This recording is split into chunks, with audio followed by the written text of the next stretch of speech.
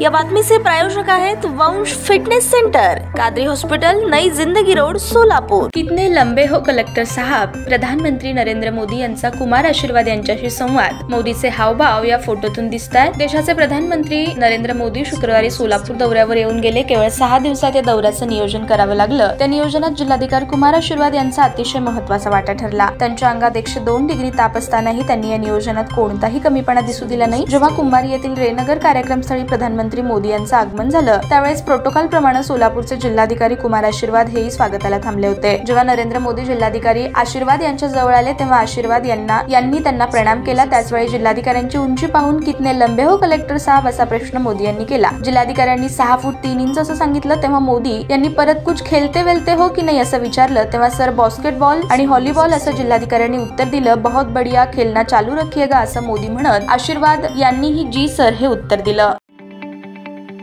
ताज्या बातम्या पाहण्यासाठी प्राईम महाराष्ट्र न्यूज चॅनलला सबस्क्राईब करा।